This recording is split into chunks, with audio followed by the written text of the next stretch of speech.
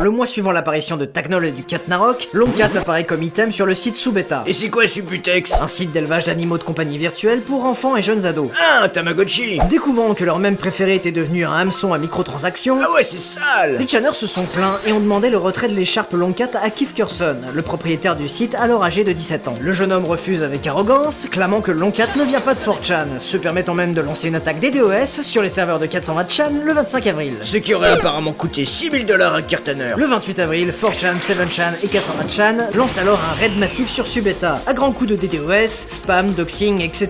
Classique. Le site sera régulièrement offline pendant quelques jours, puis tous les fansites ont été mis hors ligne, dont 2 qui ont fermé définitivement. Subeta de retour en ligne, Kiss ment à ses membres sur les problèmes rencontrés, en rajoutant une couche dans la provoque envers les channers, refusant toujours la demande au sujet de Longcat. Anon contre-attaque, les infos perso de Kiss et ses mots de passe sont exposés. Anon passe des commandes sur son compte Amazon pour bloquer son compte en banque, mais ça ne s'est pas arrêté là puisque des centaines de comptes d'utilisateurs de Subeta ont été piratés, ainsi que leurs comptes associés, boîte mail, MySpace, eBay, PayPal ou encore les comptes sur Gaia Online. Je trouve que ça va jamais assez loin. Tout ça a mis beaucoup de pression aux utilisateurs, certains quittèrent le site, et aux admins qui se sont retournés contre Kiss qui ne voulait toujours rien lâcher. En fait, tout le monde est puéril dans cette histoire. Jusqu'au 21 mai 2007, où il poste publiquement ses excuses et se décide à supprimer Longcat du site. Mais Anonymous n'en restera pas là. Toutes ces collectes d'informations auront permis de mettre en lumière les petites magouilles financières de Kiss, se gavant d'un pognon qu'il ne partageait pas très équitablement avec ses partenaires, et autre histoire pas très propre. Ouais, les enfants ont certainement dû bien regretter de dépenser le pognon de leurs parents là-dedans. Mais ça, c'est une autre histoire. Elle est pas sous copyright cette phrase. Cet événement sera baptisé The Longcat Crusade, connotant ouvertement le statut divin de Longcat aux yeux des channers.